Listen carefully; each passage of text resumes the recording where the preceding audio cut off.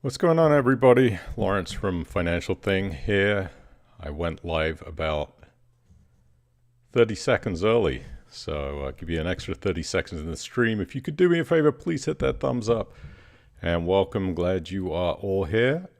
We're going to get right into it and not stand on ceremony today. We have Brian Bartaby, CEO of Proplend, live. Hang on. I'm gonna go ahead and bring him on right now. So just bear with me. I hope you guys are doing well out there in the UK. So just wherever you are, Greece, Spain, and let's get Brian right here, and we're gonna ask him some questions about Proplend, as we haven't had him on the stream for I think July of 2021, so it's been a while. But let's get him on the screen. Scream, not the stream. Hang on one second.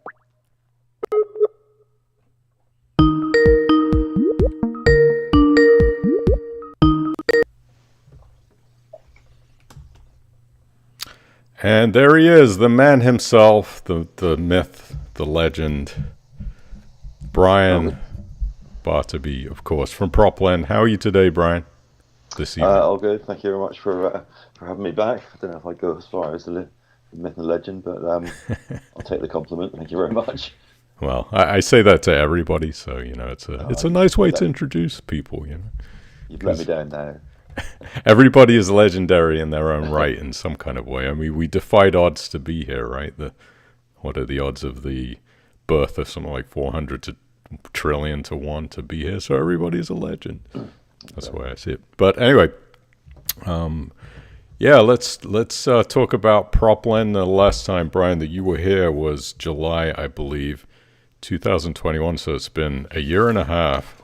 How time flies, and definitely appreciate you being here. Proplend is something that we often talk about on the stream because it's quite highly regarded, I think, by our Financial Thing viewers, which is a good thing. But let me ask you, so since July 2021, you had lent back in July of 2021, I believe 130 million pounds, and a year and a half later, how's your business changed since 18 months ago, Brian? So we're about 180 million of lending now in total. The business itself probably, as it operationally, hasn't really changed that much. I think the wider economic sort of environment has changed. I think back in July 21, inflation was probably about 2%. Base rates were probably 0.1, and FTSE was about 7,000. And now, roll the camera forward to today. What are we? 10.5 on inflation, 3.5 on interest, and the FTSE is actually just off its sort of record highs, about 7.7-ish. So I think it's probably the wider external market that's changed more than we've changed internally. Helpfully, we've got, we learn about every transaction we do. We try and learn a little bit more. We try and become a little bit more efficient. But fundamentally, we're still we've got a nice niche. We like that niche, and we're sticking to sort of what we know.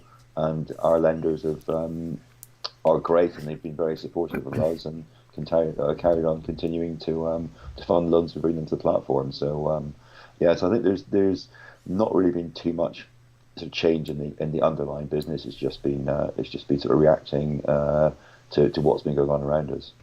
Yeah, those crazy inflation numbers that keep coming out, and significant increases from the last time we spoke. So you mentioned, Brian, that your current size of the Proplend loan book, or you've loaned 180 million. And Correct. what is the current size of the loan book, and what kind of interest rate are lenders tending to average now at this point? So we're probably about 65 million at the moment, and lenders are getting anything from, obviously, because we do our loan tranching, so our loan to value tranching, so it varies. Probably, I think on average it's about 6.4 across the whole book, but that ranges from 6.05-ish to 9.8, 9.9 in tranche C. So it really depends. And then obviously on a loan by loan basis, so the term loans are slightly lower returns than the bridge loans, and then the VAT loans are sort of quasi bridge rates as well. So they're slightly different again. Okay, and by the way, anybody out there who's watching, if you have any questions for Brian, just put them in the chat, and we will, if Brian has time, do a quick Q&A at the end. Anything that looks interesting, I can ask him. You had too mentioned about the VAT loans. How have those been in supply? And that was just something that somebody had emailed me about this morning, and mentioning about the VAT loans, that they hadn't seen a lot of VAT loans coming through. Is that just because the loans hadn't been appropriate that have been coming across Proplend's desk, or what's the situation with those? So VAT loans are where somebody's buying it's usually an ex-commercial property, which is A, registered for VAT, and B, is eligible for VAT. And in some cases, what we need to be sort of pretty convinced about being able to do a loan is we need the purchase to be in a clean SPV. There has to be no other trading having taken place in that SPV, so they can't have created any VAT debits or credits so far. And in some cases, it's the loans that we've been seeing, they're either in the wrong SPV, or we can't get comfortable around that SPV in order to make sure that that we're able to lend and get the money back in the way that we sort of look to do that. So there's been we're constantly sort of looking for the nice ones, because they're nice loans to do, can be quite quick to do, but it's really just trying to make sure that all the due diligence fits the way we need it to fit for us to be able to undertake the loan and ensure that we can get that money back. Makes a lot of sense. So let me ask you, Brian, since we last spoke, what do you think of the general peer-to-peer lending market as it stands? Because I know you've been quite vocal in some ways about the market. How do you feel about the market at the moment? I mean, what are we now? We're 17 years, I think, maybe, since Zopa first started lending.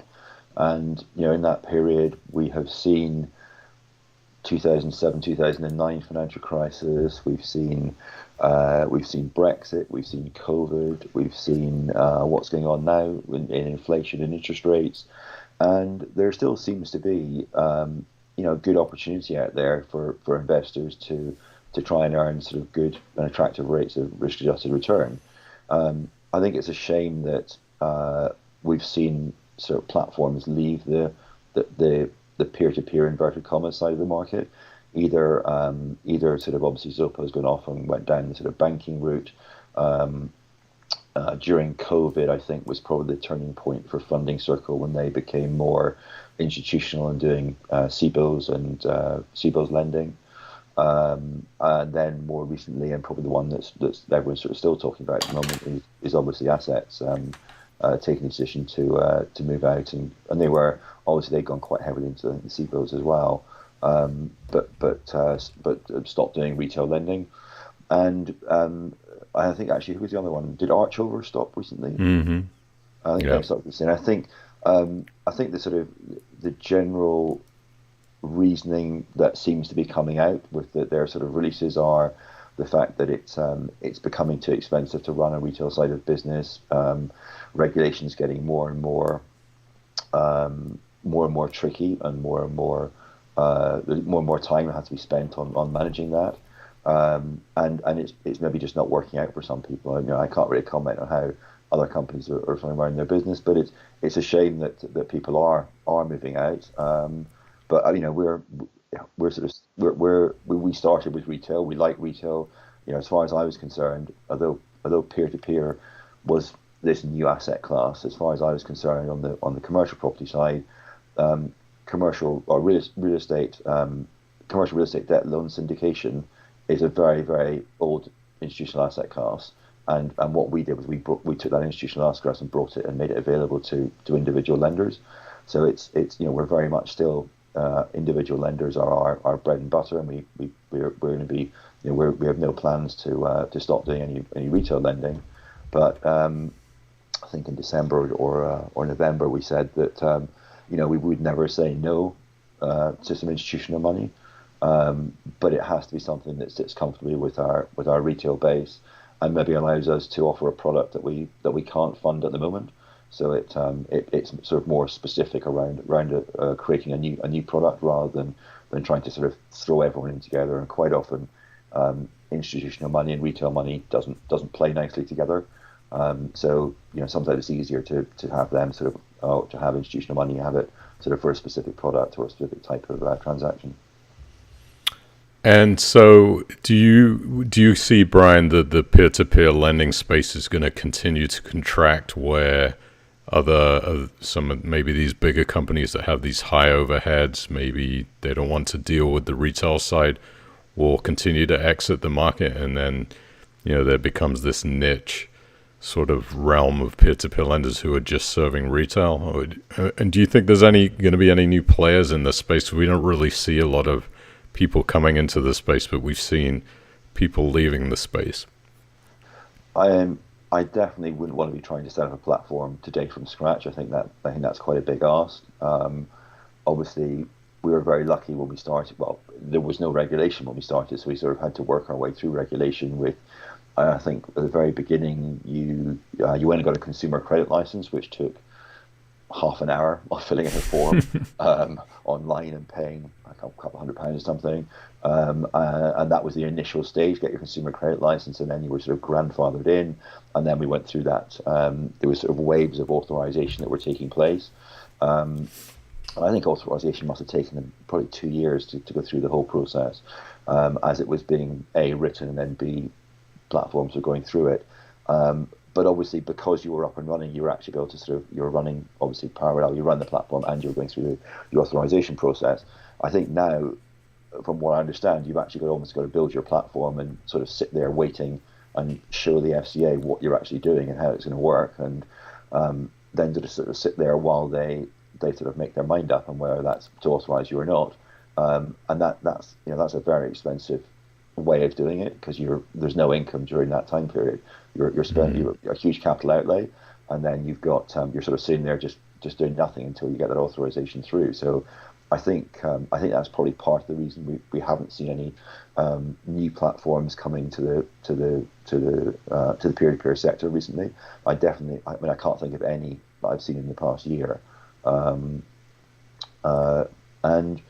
I think it's a shame that some platforms are leaving, but if anything, it just means that I think it was good for lenders. It meant lenders had diversification, A, across different platforms, and B, they could get different asset classes, because obviously we had platforms doing sort of pure residential bridging. There was Landbay doing buy to let. There was SME lending.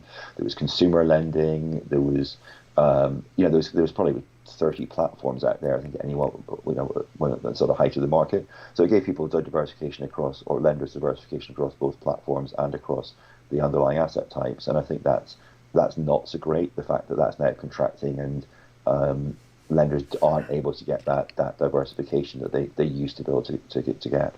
Mm-hmm. Yeah.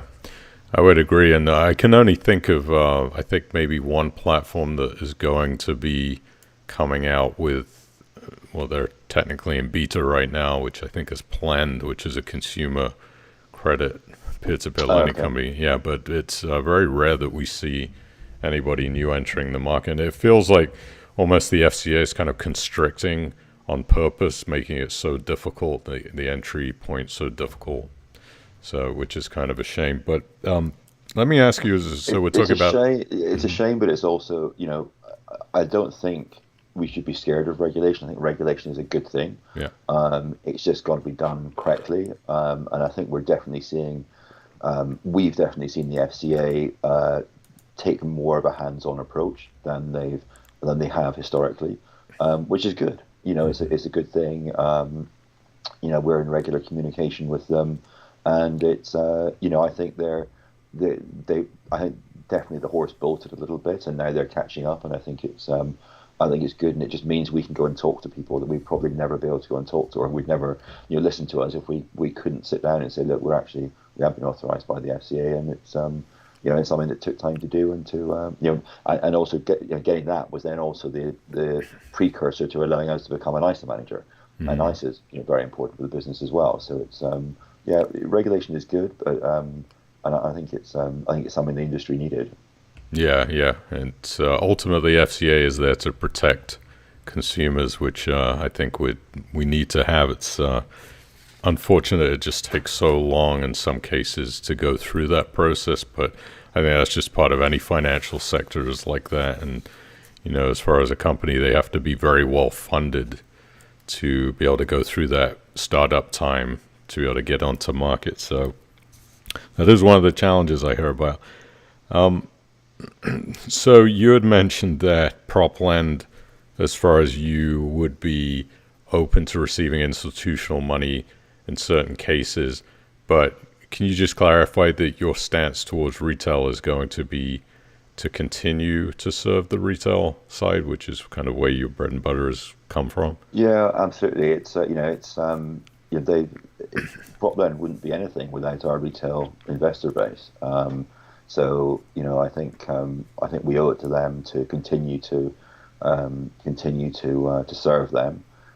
It was what we were originally set up to do, and whatever happens, institutional has to sit comfortably alongside whatever we do, to make sure that we can service both parties, as in a manner that's suitable to both parties, and that doesn't they're not sort of fighting against each other. Yeah, I think that's important. So, Brian, talking about inflation, one of the biggest issues that I've heard from peer-to-peer lending companies is this disparity between inflation and what investors can get for their money on returns. We've got some peer-to-peer lending companies are considered on the lower risk area and are in that 4% range, which when inflation is raging over 10, you got this massive disparity of what you can get. And then with saving rates being still, they've gotten a little bit better, but they're still relatively low. Have you had a kickback? Probably not the right word. Have you had any resistance from investors, because of that disparity, saying, "Hey, we need to raise rates," or "If we need for you to raise rates"? How has that been for you, retaining also investors at the rates where they are? Has that been challenging because of inflation? I think there's two things there. One is, for the past, probably 7 years, it's been very much the flip of that, in the fact that inflation's been low, interest rates have been super low, 0.1%, and returns on platforms have been anywhere from 6.5%, 7%. So investors have done very well for the past 6 or 7 years. They've got a good margin over on top of what they would have done in sort of risk-free and also on the overinflation. Now, obviously, as you say, it's the tables turned, inflation's higher, and it's challenging. It's always challenging when investors can go and look at other products or see other opportunities that are available to them, whether they decide to go and look at the stock market, whether they decide to go and look at property, or they decide to just take money out and just put it in the bank because they feel more comfortable there. But we've been pretty lucky. A lot of our money seems to be quite sticky money. So we have obviously we've been raising rates ever so slightly over the past 12 months. But what we've got to be careful of is we don't price ourselves to keep up with inflation, and in doing so just end up doing all the deals that no one else wants to do. So that's great. You're now getting a good interest rate, but in actual fact, you really shouldn't be doing that deal in the first place. So Right. It's a fine line of managing the risk of doing the transaction and then pricing that transaction accordingly. So you're either pricing the risk of the transaction, and that's really where the disconnect is happening. The pricing of the risk is different than the actual than inflation. And fingers crossed, it looks like we sort of peaked a little bit in December. Maybe inflation might start drifting back off, and interest rates. I sort of thought 4 was maybe going to be everyone was talking 5.5. I always thought 4 was probably going to be our peak, and I hope that maybe we can maybe not even have to get there, or maybe this year at some point we'll touch there very slightly and then come back off. But I think the long term inflation is going to come back down, and I think our average interest rates again are going to come back around to about the 2 level. I don't think we'll come back down into the sub ones where we've been before, but I think 2.5, or something with a 2 handle on it will probably be our sort of average long term interest rate over the next 5-10 years. So you think it's going to take about 5 to 10 years for interest rates to roll back that far? No, so over the at Okay. the average over the next sort of 5-10 years. So I think Yeah. I think by the end of I think a lot is going to hinge on what's happening in Ukraine. I think if somehow we can get that resolved, then I think that will help to that'll be the turning point for things starting to come back again. Yeah, well, President Biden's sending his tanks over there, so I think everything's going to get resolved, right? I say that tongue in cheek, the Abrams tanks. But so you've had a pretty, I know from what I hear feedback from investors, and we've got about 55 people watching live right now. By the way, if you haven't hit that thumbs up, people, please do that because it helps with the YouTube algorithm. It only takes a second to do that. And that gives Brian a thumbs up that he's come here and spending his time giving us all this great information. So please do that if you can just take a second and subscribe to the channel. But you have a pretty loyal following of people. Some peer-to-peer companies have their naysayers, right? I hear some negative things, but generally Proplend has been a very solid offering from the feedback that I get from people that come on this stream and that read the website. So how have you been able to kind of develop this business to be so solid compared to what has happened to other businesses out there? We're very conscious it's not our money. That's the same thing I think that drives this is it's not our money. It's someone else's money, and they're trusting us and putting trust in the platform. That we're going to do our best to try and deliver them the returns that we said we're going to deliver, and put loans on the platform that we believe that are going to be loans that where the interest is going to be paid and the capital is going to be returned at the end of the loan term. Now, that doesn't always happen. It's lending. It's part of the course that loans will go past term. Some business plans won't go according to the business plan, and you have to sort of deal with that and react to that at the time. But I think it's just our main thing is I'm just super conscious. It's not my money; it's someone else's money, and they've put the trust in us, and that's I think that's gone a long way to help us. We've stuck to something that we know. It's that niche we know pretty well.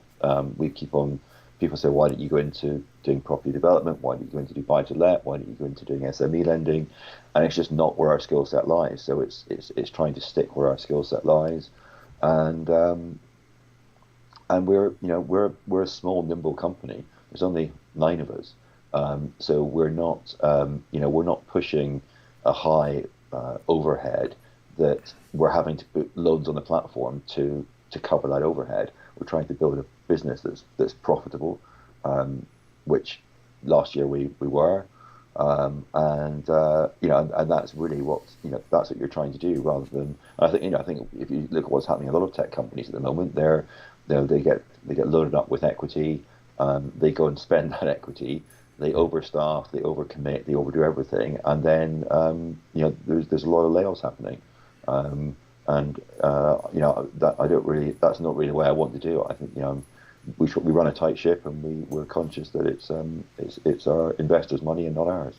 Yeah, absolutely. And I have to just say too that I've had a personal experience with dealing with Proplend from the other side of things. As I put you in touch with somebody that I needed to get lending, and the process, because I've never done that. I've never been on the other side. I've always been on the investment, the lending side. And I have to say, this is completely unbiased. Brian has not paid me to say this, nor was I compensated for this. But the process was so easy getting through that loan situation. It was just so much faster than using a bank. So I saw the real benefit from being on the other side of how getting a loan works. So I just had to, people don't really see that from the lending side. They just invest money and they don't really understand how the borrower process is. But it was very, very good with you guys. So, and I appreciated that. It was a good first experience. Yeah, So I mean, unfortunately, anyone who's purchased a house will know what a quite horrendous process. Trying to go through the getting a mortgage, going through the legals, getting valuations done. It's a very antiquated process. There is a lot of paperwork and hand touching involved in that transaction, and I mean that's what we're trying to sort of that's where we see the ability to create efficiency. So we don't do. I know a lot of the people who are doing sort of consumer loans and SME loans are buying a lot of data, coming up with an algorithm, and then sort of creating a risk return on that person, and then pricing it accordingly. With property, it's a much more laborious process, but it's good because you actually have to really understand what's going on in order to make the transaction work. And we're lucky we've got some really good people in our borrower team who've been with us for a long while, and they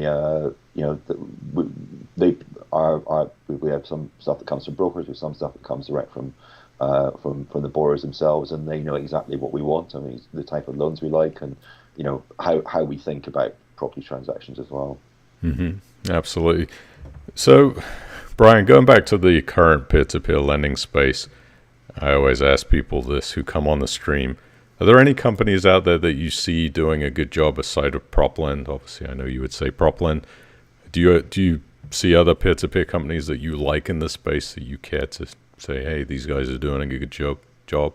Not a recommendation, of course, not financial advice, just personal opinion. Yeah, I mean, the only one that I really sort of have sort of spent time with, and it's mainly I've spent a bit of time with Mike Bristow from Crowd Property, and they seem to be doing a pretty good job. And then I'm not sure whether Capital Rise are still peer to peer or not, or whether they've sort of gone off into something else. I'm not quite sure with them. But yeah, I mean, I don't really follow as many of other platforms as I used to. So I think they're probably the only one that I actually know anything about, rather than with the thing. But they're doing a good job. They always seem to be. So winning lots of awards always. That's never a bad thing. I'm just realizing it looks like I got in a huge fight with a vacuum cleaner here, but I'm trying to cover it up because it's a little embarrassing, but it wasn't that. Actually, I think also we may have Mike from Crowd Property on the stream in the next couple of weeks, so I'm glad you mentioned that. Something nice about us. What's that? Nudge him to say something nice about us then. He always says the worst things about you too. It's funny you're so nice to him because he said, Brian, that guy over at Proplend, he's just the worst. No, I'm just kidding, of course.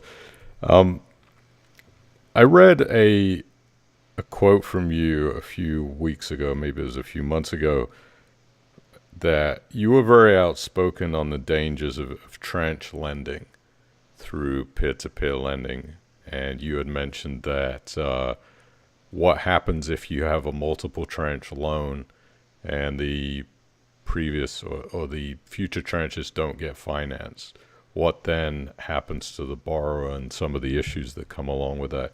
Can you just talk a little bit kind of about your feelings on that? Because I have seen some of the peer-to-peer lending companies doing multiple tranches, like 4, 5, 6, 7 tranches, and I totally related to what you were saying because I've always thought about that too. So traditionally, development finance, property development finance would be you'd have gone to the bank, you'd have got let's say £1 million facility, you'd have drawn £500,000 of it down on day one to help purchase the site, and then you draw down £100,000 for 5 months just to make the numbers easy.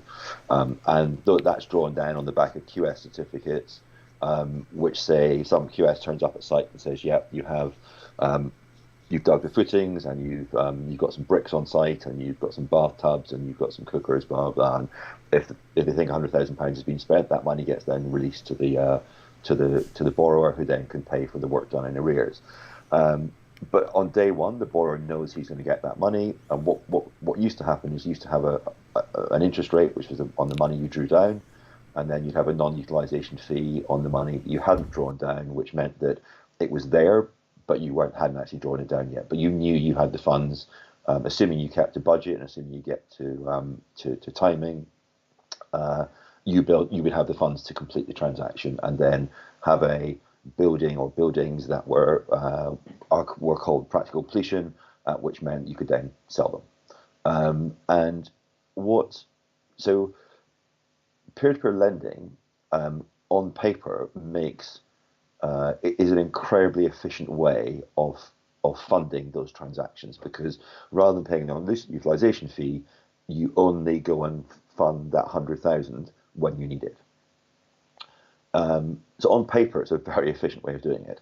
But the problem is, with property developments, they tend to go over budget, they tend to go over time, and what will happen is maybe when the third or fourth or the fifth drawdown takes place, the lenders who funded the first four or five now go, oh, look, there's a new loan over here taking place, I'm going to go and fund that one now. And what happens is that drawdown doesn't get funded. And if it doesn't get funded, then the borrower hasn't got any money, the borrower can't pay his contractors, the contractors can't pay the subbies, and everything falls to pieces. And what you're left with is a half-finished site, and nobody really wants to buy a half-finished site, and nobody really wants to refinance a half-finished site. So it's a very dangerous position as a developer to put yourself in, not knowing whether you've got the full million you need to, if that's ring fenced, to already do that. Now, it's very difficult to ring fence that money on day one through a peer-to-peer platform, because if I've lent my money, even though it's not been drawn down, I still want my return. I still want my interest on that. So, I think, I think that happened I think that was one of the reasons that Lendy got into trouble that they got into, and it's probably, I'm sure a lot of your audience might have been lenders there. But I remember there was one loan where the borrower turned around and said, "Well, you told me I'm going to get this money, and I'm now going to sue you because you haven't given me this money." And it sort of turned peer-to-peer lending sort of on its head a bit. So that's sort of my reason why, and my personal reason why I don't think, on paper, it should be the most efficient way of doing it possible. I think it's amazing and it would be really good. Unfortunately, in real life, sometimes these drawdowns don't get funded, and when they don't get funded, then everyone who's lent up to that point, so the people who are going to be a chance of losing out. And it's tough doing residential development funding. It's a lot harder work than doing what we do. Our money, we do our DD up front, we then get our money goes out the door on day one as a single amount, and then we're just collecting interest on the loan on the way through. We're making sure the monthly interest is paid, and just keeping in contact with borrowers to make sure that their business plan is is still on time and on cue, and that there's nothing changing with the either tenants or anything like that in the property.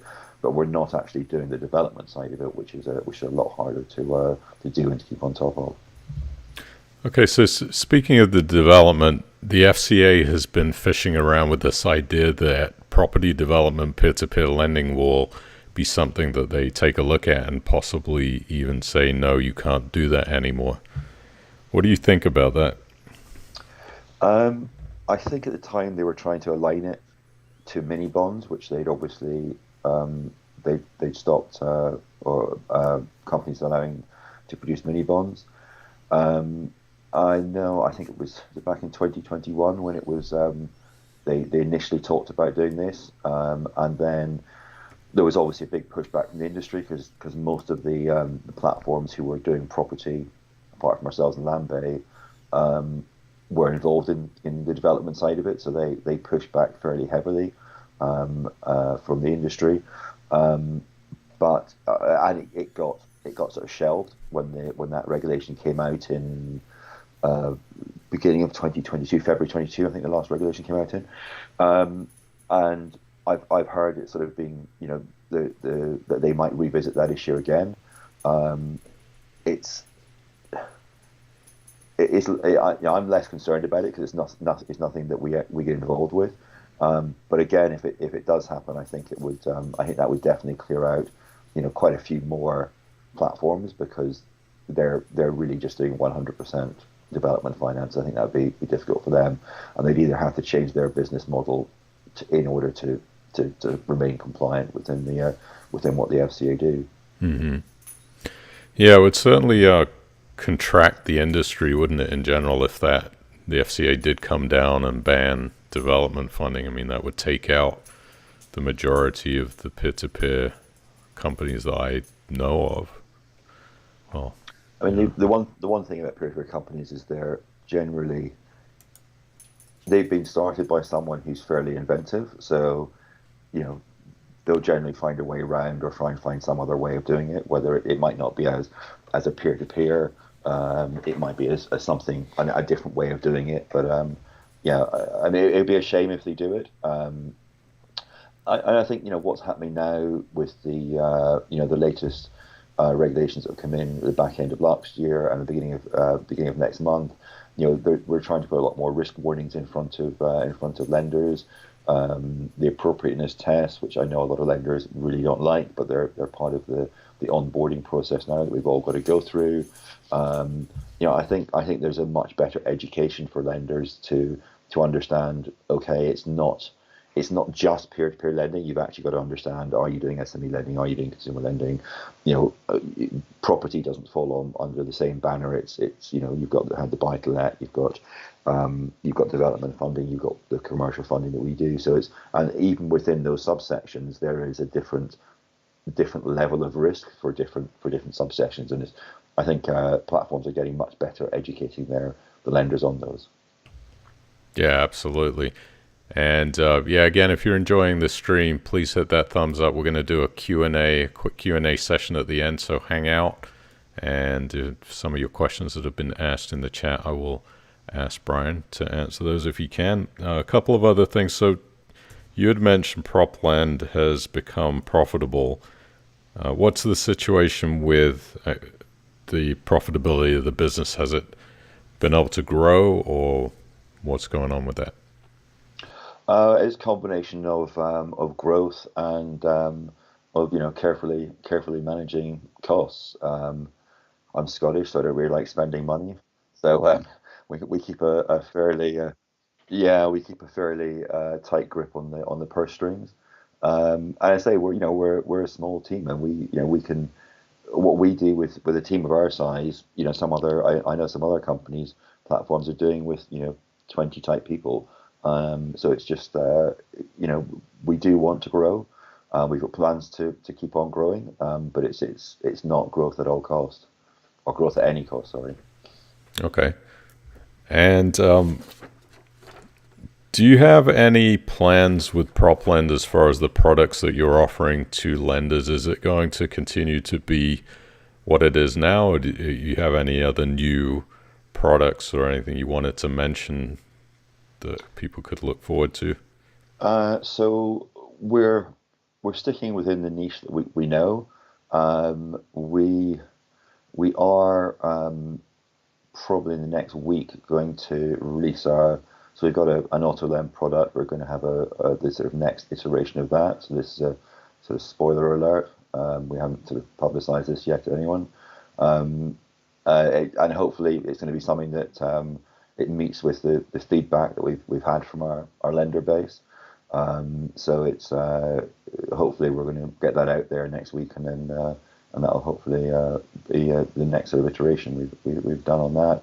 Otherwise, we're always sort of looking at ways we can try and create a little more inventive products, and it might be a bit further down the line on that, but we're sticking to what we know and what works for us at the moment. Is this going to be, is this Auto Lend 2.0 or is this 3.0? It depends whether you talk to the tech team or you talk to me. 2.0, 1.1. Yeah. It's just we might just go back to Auto Lend and not have it as a number anymore. But yeah, it's just a sort of a bit of an upgrade, and we think it will be appreciated by our lenders. Do you want to share about what the upgrade is? I've been told I'm not allowed to. So Okay. I've got to wait until next week. Otherwise, everyone's going to be a bit angry when I get into work tomorrow, saying, Okay. why did you Okay. blurt the whole thing out?" But at least you've got a bit of a teaser head start here on the Yeah, a stream. little So teaser. so Yeah. that's going to be next week. Okay. Cool. How is the loan funnel as far as new loans coming into the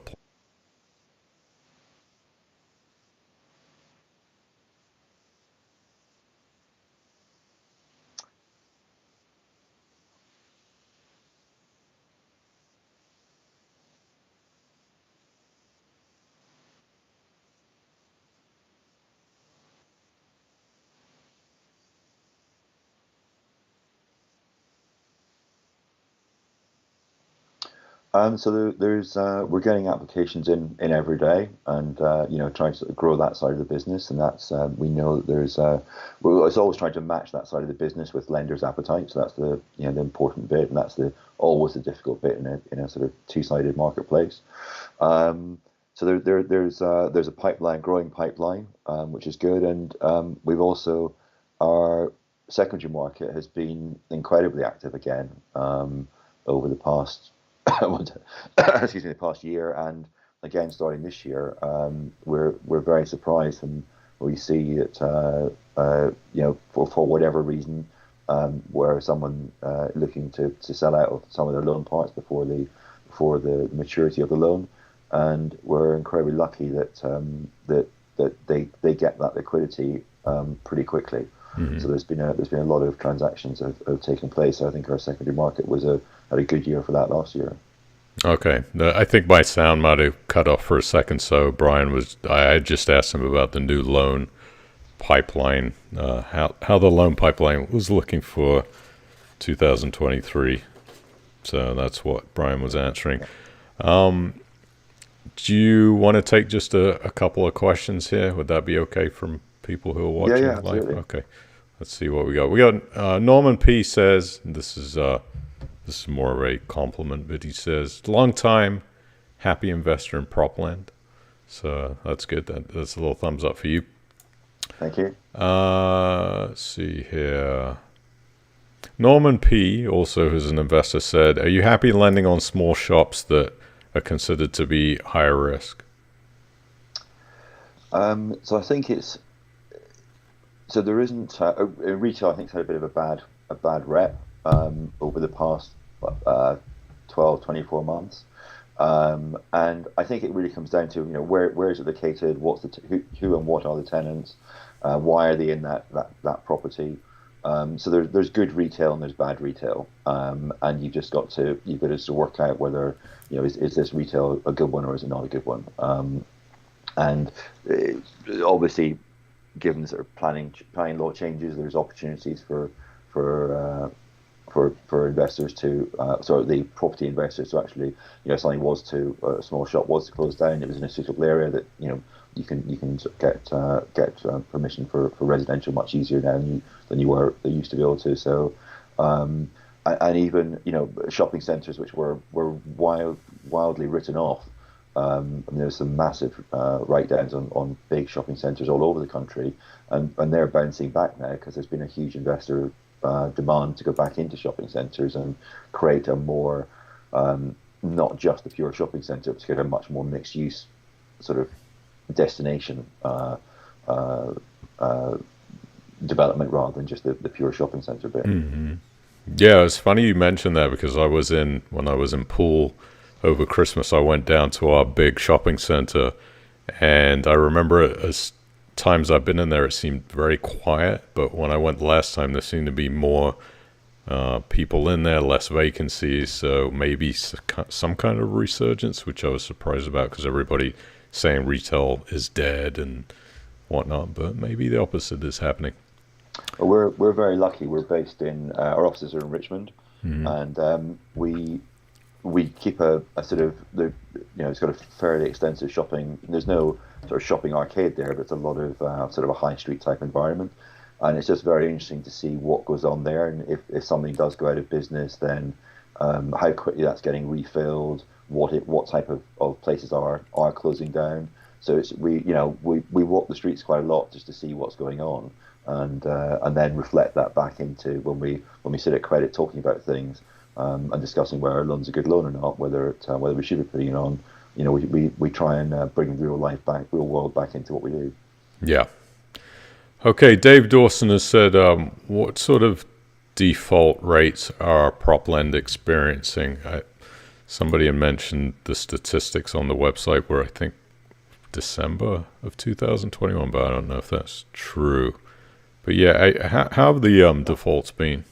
So at any point in time, I think we've probably got, out of 87 loans, we've probably got, 4 maybe go past term at any point in time. Obviously, during COVID, that was a much higher number because we had transactions which were moving from us onto development and development finance, and at the very beginning of COVID, that all got shut down. So that was a much more specific thing that the default went rate, well, voluntary up higher then.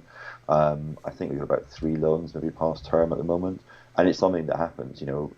Unfortunately, even if you're going off and selling a property, it's taking longer for the person who's buying that property to get their mortgage in place to allow them to actually complete on that transaction. So it takes longer for that to happen. In some cases, the banks are pulling out of commercial and moving sort of more onto the resi side or onto the SME lending side. So there's fewer banks out there to sort of lend with. So it's part of the business we're in, that the loans are going to go past term, or some loans will go past term. But we try and work hard to make sure that doesn't happen. And even I think the other day we had a loan got paid back early, and I think one of our lenders was saying, "Why has it been paid back early?"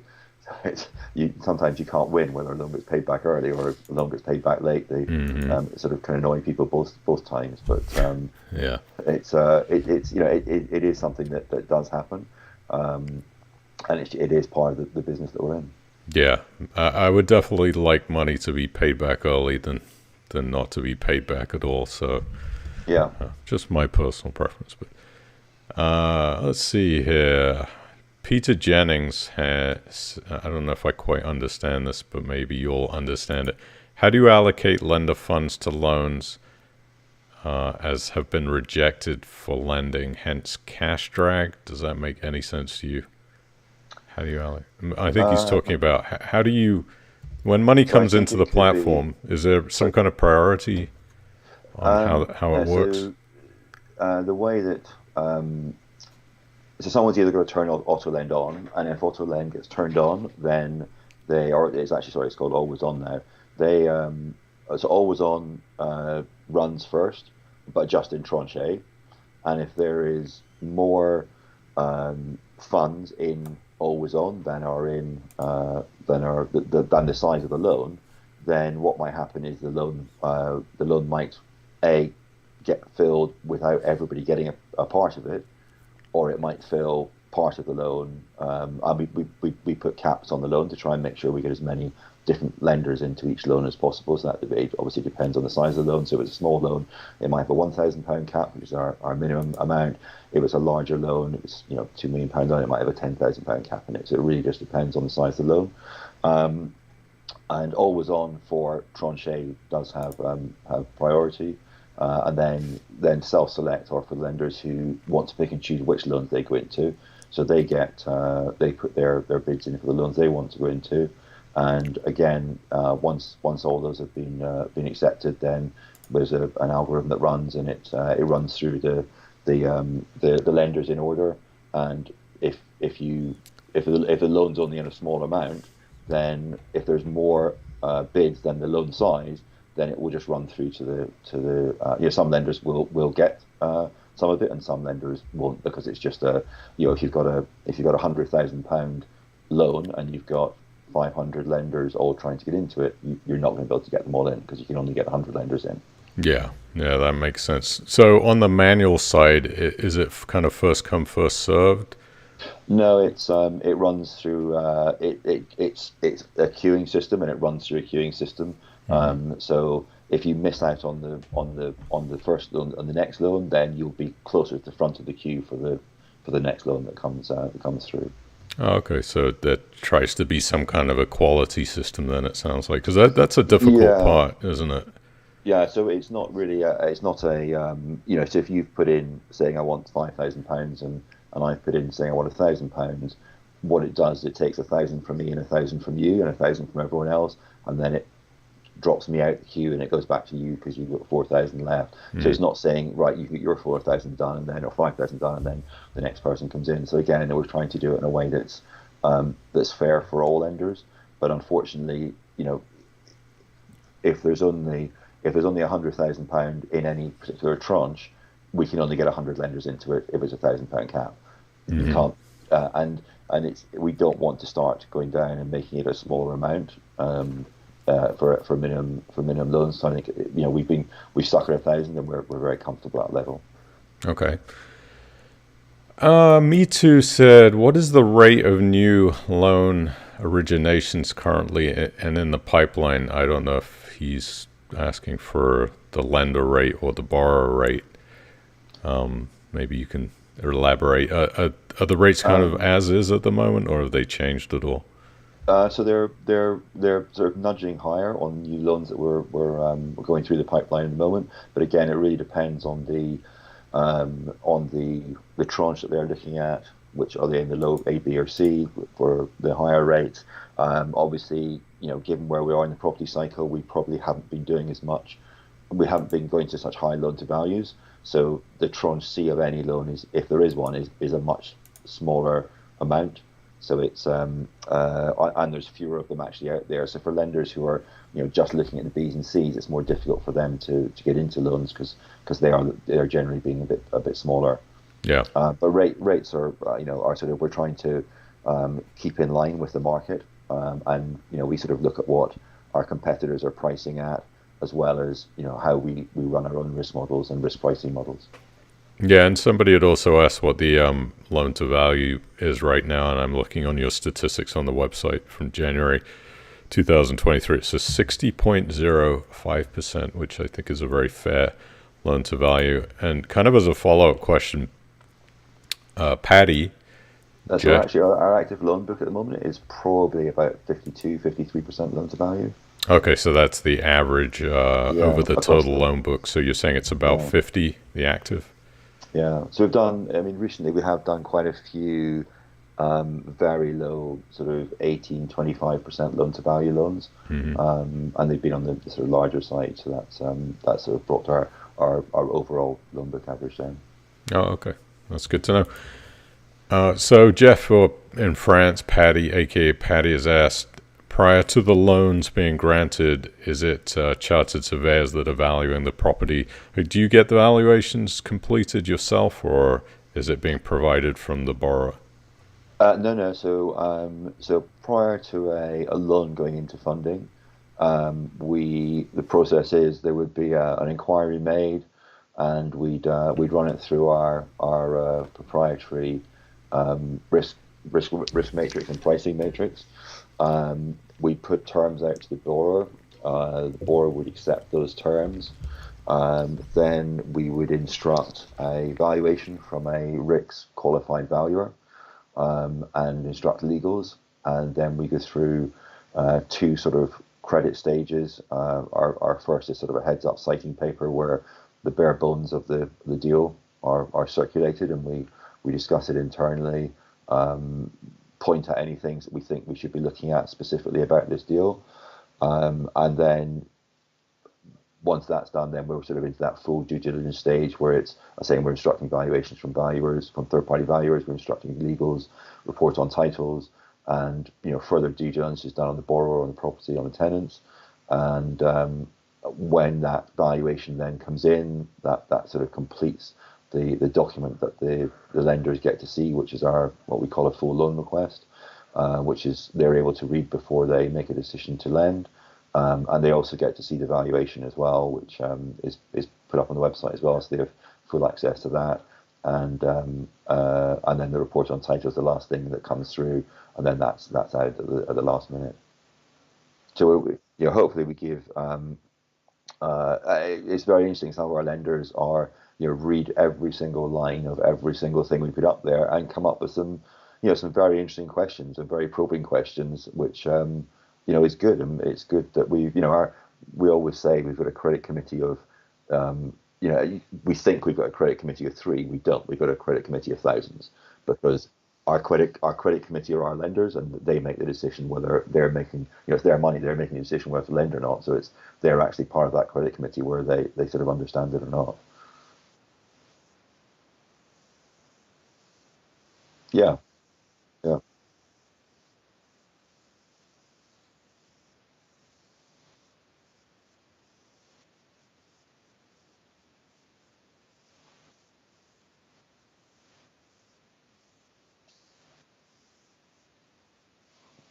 Yeah, I mean, we all do it. Yeah, we all do it when we rush through something, doing something online, and just click, click, click. Yeah, read terms and conditions, you know, and unfortunately they are. I feel for um, our borrowers and lenders, because it's a 40-page document. Our terms and conditions, as all platforms are, and I wish we could get to a stage that we could have it as a two-pager that it says, look, here's the absolute things you need to know about this, and it's just something that people can actually read and make full sense of. Because that 40-page document, I'm sure, just puts a lot of people off. Absolutely, absolutely, absolutely.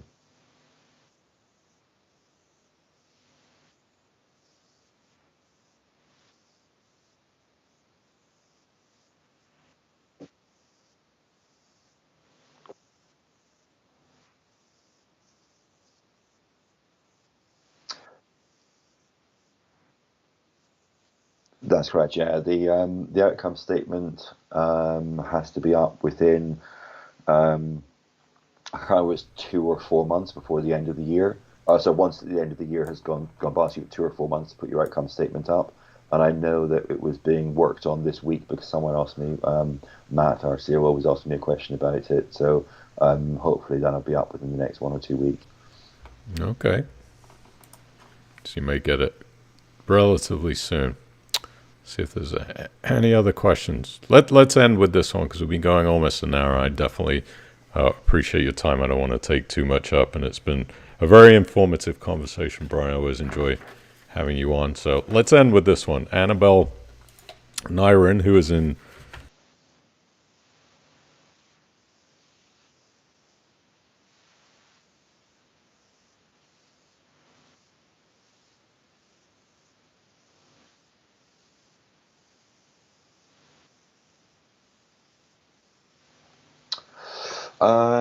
Okay, what's our USP is our niche is commercial property, so it's generally income producing commercial property. So you've got to try and work out, you're looking for interest to be paid regularly on a monthly basis, which you can then withdraw. So where's that money coming from? And how's that being generated? It's either being held back from the loan, or it's being paid monthly by a tenant who's in the property, who's paying the rent to the landlord, and the landlord is then paying interest on his loan. So you can see where the flow of that money is actually coming from. And then the other thing is, it depends on what type of investor. Was it Angela? Sorry, Annabelle. Annabelle. Sorry. Yeah. What type of investor they are. If they're a low risk investor, then obviously they've got the ability to benefit from our so the tranching that we do. So although when we spoke about the development loans being drawn down in tranches, they're more sort of drawdowns, as opposed to the tranches that we set up, which are the loan to value based tranches. So if you're a low risk investor, then you can go into tranche A, which means you're limited at 0 to 50% of the value of the property. So there's a greater amount of headroom above you, of either other lenders or equity from the borrower. Or if you're looking for a higher interest rate, then obviously, but are willing to take a little bit more risk, then you can move higher up the capital structure into the B tranche or the C tranche. So we've got the optionality of those, and yeah, it'd be nice to have another lender on board. Yeah, absolutely. And listen, sorry about the mic. I know it cut off a couple of times, not on your side, Brian. But if anybody wants to go check out Proplend, you can go to Proplend and sign up for an account and take a look around the platform and see if you dig it or not. It's very, I think it's one of the solid platforms out there, and Brian is always, and his team are always willing to answer questions. I know if you have questions, right, they can. How do they reach people to ask questions? Is it better to email? Can they call? What's the best way? So we pick up the phone to lenders the whole time. So if someone's got anything specific, they can either call on the number on the website, or email in, and we'll try and respond as quickly as we can. And we always essentially we've a lot of lenders who like to call up and talk to us, and there's other lenders who we just never hear from, and they like the fact that they're not getting sort of heavily sold to. They can pick and choose what they want to do, when they want to do it, and hopefully the information we provide them with via the platform gives them sufficient information to allow them to sort of make decisions and do what they need to do. So it's we're happy either way, whether people are just comfortable getting on with themselves, or whether they want to call us, and we're always happy to try and chat someone through something. Wonderful. Okay, well, thank you again, Brian. It's been a real pleasure. I will continue to try to grow my beard like yours, which I've had zero success. I mean, every time I see your beard, I'm like, I wish I could grow a beard like Brian's, but it doesn't happen. And we're glad to have you on again in the future to give us an update. I always enjoy getting updates, every so often from platforms, see what you guys are doing. Watch out for the new edition of the Autoland next week, which you heard it here first. Should be coming out, and we hope everything goes well with that. And thank you again. Well, thank you very much for having me, and thank you to all your listeners to listening. I hope they enjoyed it. I'm sure they did, and we'll speak to you soon, Brian. Thank you very much. Thanks very much indeed. Okay. Thanks, Lawrence. Bye. Bye. Well, there you go. There you have it. Brian Bartaby, CEO of Proplend. I hope you guys enjoyed the stream. I just wanted to mention very quickly that a couple of things. Number one, I have again used, or not personally used. I do not invest in Proplend myself or through them, but I did put somebody that I know in touch with Proplend as a borrower, and I can tell you that the preliminary process was very, very fast and smooth. So it's good to see what they're doing on that side of things. Second thing, I believe, hopefully in either next Thursday or the week after, we'll have Mike Bristow from Crowd Property coming on the stream live. We've got other guests coming up in February and March, so stay tuned. If you're not on the financial thing email list, go join up. I think we were having a little problem with the website this morning. I don't know what happened, but I'm not sure if it's even up at the moment. It is back up now. Before it was not up. It had gone down for a while. But if you want to go and sign up for the email list, you want to stay abreast of guests on the live stream and get some really cool emails every now and again with great information. Right here on the front page, you can see where it says top 5 peer-to-peer lending sites reveal. Go sign up, put your email in, and you'll get my top 5 list, my current top 5 peer-to-peer lending companies. And whenever we have a guest coming up, you'll get it on the email, and also join the Facebook group because I also post there. But thank you very much, everybody, for tuning in. I hope you enjoyed it. I will see you next Thursday, all being well. You guys have a great weekend. Be safe out there.